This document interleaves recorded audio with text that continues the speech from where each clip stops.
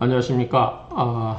흑석 7구역 2019년 정기총회 이 내용에 대해서 보충을 해드릴 게 있어서 동영상을 다시 찍습니다. 제가 그 청산법인 만들면서 예비비를 왜 18억을 잡아놓느냐 라고 해서 보시면 우리 청산법인의 18억에서 이 부분에 대해서 좀 이해가 안 됐는데 그래서 이제 그 감사님께서 전화를 하셔가지고 이주비라고 해서 저는 이주 촉진비로 해서 463명에 대한 463명에 대한 1000만 원에서 46억 3천 정도 그 이자 치고는 굉장히 세다라고 생각을 했었는데, 그리고 제가 동영상 그렇게 찍었죠. 그런데 그 부분에 오류가 있다. 그래서 또 다시 감사하게도 이렇게 자료를 주시고 해서 저도 이번에 공부를 하게 됐습니다. 일단 우리가 청산법인에서 예비비 이 18억을 잡아놓는 부분, 이제 우리가 조합이 해산하고 청산법인으로 갔을 경우에 이거를 그 좀 불분명하다고 생각해서 제가 이의를 제기했는데, 이 부분에서 의문을 제기한 거죠. 왜 이게 그렇게 마련될까라고 했는데, 이 부분에 대한 답을 주시기 위해서 이렇게 나왔어요. 자, 우리가 조합 그 관리처분이 끝나고 2주를 하면서 들어간 돈이 111억 5천 정도 되네. 111억 정도, 115억 정도 되네요.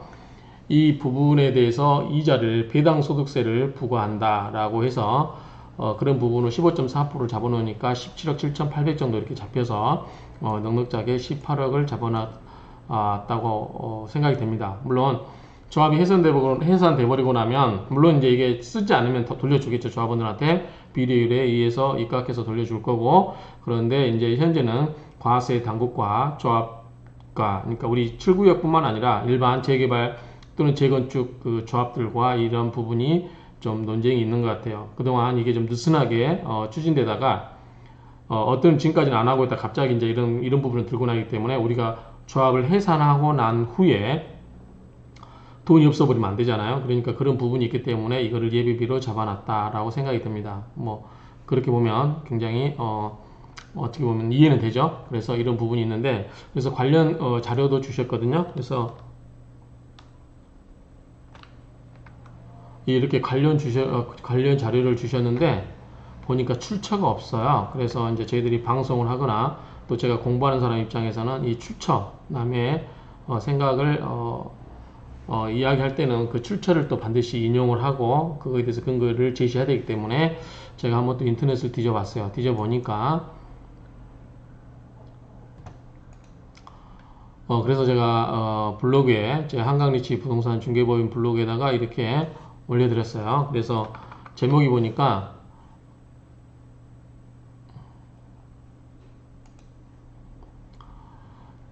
조합이 내준 이주비 대출 이자도 세금 내라니 하고 이렇게 나와 있습니다. 그래서 보시면 좀 키울까요?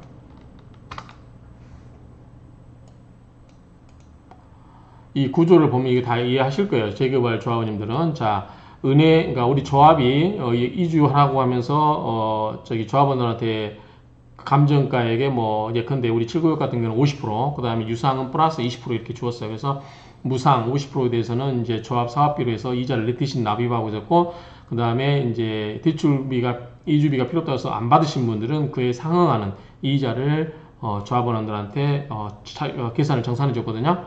그런 부분이 있었는데, 이제 국세청에서 뭐냐면 이거는 비용으로 이제 조합은 이거는 우리가 재개발 조합을 하기 위해서는 어쩔 수 없이 이주를 해야 되는 거다라고, 이주를 하기 위해서는 돈이 이주비가 안 나가면 이사를 하지 못하기 때문에 이 부분은 사업비에 꼭 필요한 거다라고 해서 사업비로 인정을 해서 비용 처리를 해주라라고 하는 게 이제 우리 재개발 또는 재건축 조합의 설명인 거고, 그 다음에 이제 과세 당국에서는 이거는 나중에 어쨌든 배당이 되면 배당할 거를 미리서 배당하는 거다라고 봐서 배당 소득세 15.4%를 부과를 하는 것 같아요. 그런데 이거는 이제 미리서 그러면 항상 사업이 100% 남냐라고 했을 때 그런 부분이 또 문제가 생길 수 있죠. 그러면 그거 안 하려면 감정평가를 올려줘 버리면 되죠.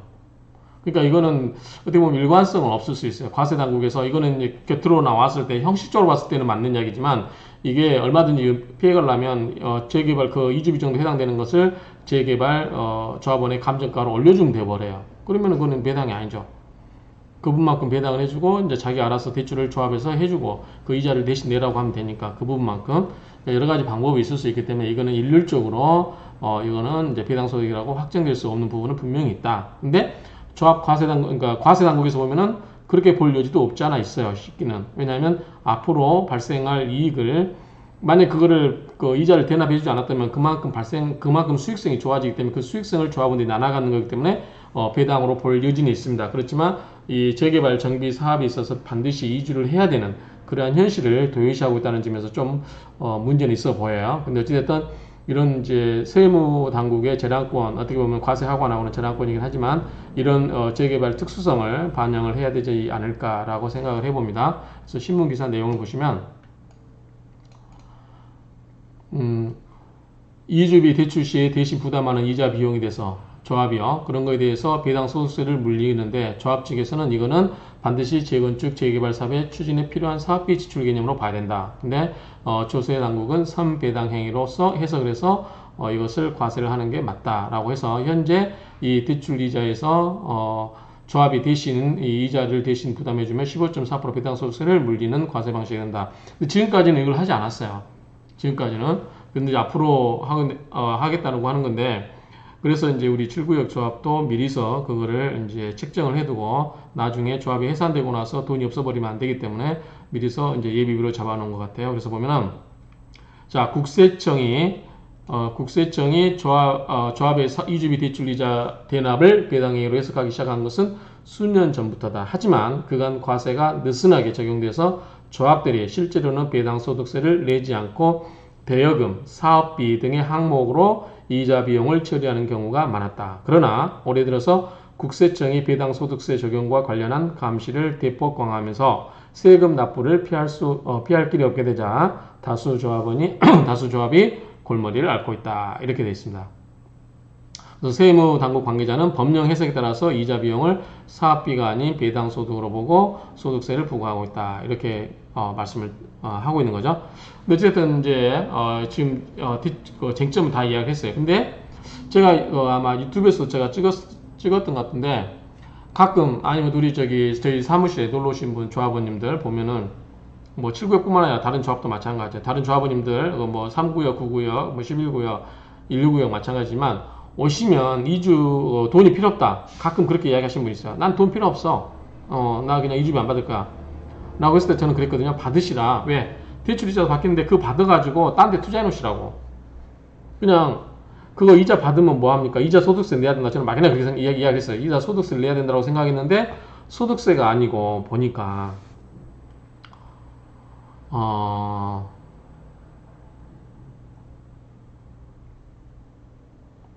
자, 대출 이자에 과세 가장 불만을 품고 있는 분들이 조합을 통해서 이주비 대출을 받지 않는 조합원들이래요. 그 왜 그런가 했더니, 자, 우리가 아까 말씀드렸다시피 대출비를 형평성을 맞추기 위해서 대출을 이주비를 안 받으신 분한테는 이자를 지급해 준다고 그랬죠. 그 이자에 대해서 저는 이자 소득세 정도 은행에서 띄는 뭐 원천징수하는 거 있잖아요. 그 정도 띄는 줄 알았는데 보니까 배당 소득세를 해서 15.4%를 제외하고 나머지 돈을 돌려준대요. 그러면은 이분 입장에서는 15.4% 뛰면은 크죠. 그래서 그러면 차라리 내가 이자를 무이자 사업비를 받을 걸 하고 후회를 하신다는 거죠. 그래서 어쨌든 이 부분은 저도 이제 처음 알았는데 배당 소득세를 제외하고 이 부분을 주고 있다라고 하면 무조건 받아야 되죠. 이런 경우는. 그렇죠? 그래서 어쨌든 근데 이제 무조건 받는다는 것도 맞지 않을 수도 있어요. 왜냐하면 저희같이 이제 돈을 좀 놀릴 수 있는 사람들은 받아서 딴 데 투자하면 되는데 괜히 돈을 받았다가 어르신들이 받았다가 투자할 데도 없고 또 잘못하다가 사기를 당할 수도 있고 또 갖고 있다 자식들한테 뺏길 수도 있잖아요. 뭐 뺏긴다는 표현이 좀 부적절하긴 한데 자식들이 뭐 사업자금 빌려주라 뭐 해라 집 사는데 보태주라 다 돈을 보태줬어요. 근데 나중에 안 줘요. 그럼 이거 어떡할 거예요? 이게 차라리 돈을 안 받는 것도 방법은 방법이에요. 내가 정말 돈에 대한 수요가 있지 않는 한 안 받고 차라리 배당 소득세 15.4% 띄고 이자를 받더라도 그 이자가 대출 이자에 상응해서 준 거기 때문에 예금 이자보다는 높을 거라고 생각을 해요. 예금 이자가 뭐 1%도 안 되고 그런 마당에 대출 이자가 3%라고 하면 3%에 15.4% 띄고 받는다 해도 계산 해볼까요?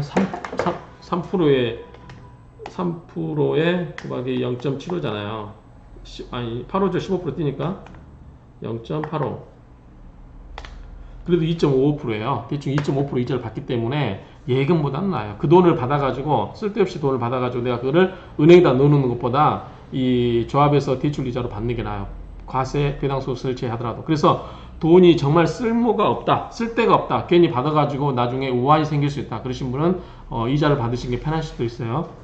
그런데 뭔가 자기가 자금 용도 계획이 분명하다라고 하신 분들한테는 가급적이면 받는 것도 하나의 재테크 방법이 되겠다라고 생각이 됩니다. 이 내용을 보니까요. 그래서 현재는 이제 뭐 법조이라든가 세무 전문가들은 배당 소득세 과세가 제초와 같이 미실현 이익에 대한 과세라는 측면에서 위헌 등의 논란의 여지가 있는데 이거는 뭐 나중에 한번 판결로 나오면은 이제 결정 나겠죠. 근데 어찌됐든 이제 이걸 예비비로 잡아두는 거는 뭐 당연히 조합 집행부 입장에서 당연히 그렇게 해야 되는 거죠. 이건 나중에 조합이 해산되고 나서 이거를 돈을 어디서 마련할 방법도 없잖아요. 그렇죠? 그렇기 때문에 지금 당장 이건 한 거는 맞다라고 생각이 됩니다. 그래서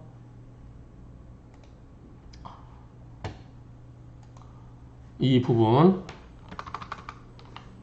이주비에 대한 15.4%가 17억 7,800만 원 정도 나오기 때문에 이 청산법인 예비비에서 18억을 잡아놨다 점을 여러분들이 우리 출구역 조합원들이 알아주시면 좋을 것 같아요.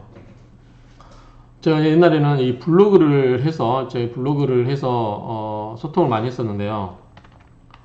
블로그 보면 제가 2015년 7월부터 오픈했는데 82만 명이 넘었어요. 그러니까 나름 이제 어느 정도 소통이 장이 되었는데 최근에는 제가 이제 유튜브를 동양철학을 공부하기 위해서 그 다음에 손님들 상대하는 거 똑같은 내용을 반복하는 게 싫어가지고 유튜브를 찍기 시작을 했는데 나름대로 도움이 많이 되는 것 같아요. 그래서 유튜브를 보시면 혹시 이 유튜브를 통해서 뭐 어떤 내용을 소개하고 싶거나 뭐 광고가 아닌 그 다음에 뭐 흑석동에서 일어나고 있는 여러 뭐 재개발 정비 조합도 조합원들한테 이걸 뭐 알리고 싶거나 그럴 때 또는 투자자들한테 알리고 싶거나 그랬을 때 특히 우리 7구역 입주자분들이라든가 조합원 이런 부분들은 저희가 적극적으로 이 광고의장으로 활용을 해드리도록 하겠습니다. 그리고 앞으로 흑석동 전체 이 채널이 될 수 있도록 노력을 할 거고요. 여기서 혹시 궁금하신 분은 제 이름 익숙하지 않으신 분들 잠깐 선전 좀 할게요. 광고 좀. 저기다 제 이름 이렇게 나승성을 이렇게 치시면 이렇게 뜨거든요. 그러면 이거를 클릭을 하시면 이렇게 되나요? 구독 버튼이 없네요. 저도 이걸 해보진 않아서. 아무튼 광고가 너무 광고 목적이 아니기 때문에 오늘은 이런 정도의 내용을 설명하고 마치도록 하겠습니다. 아무튼 저희 저희 유튜브를 적극 활용해 주시기 바랍니다. 제가 참고로 7구역 입주자 대표회의인가요? 거기에 대해서 우리 상가와 관련해서 여러 가지 현안 문제점에 대해서는 제가 나중에 한번 다시 올리도록 하겠습니다. 감사합니다.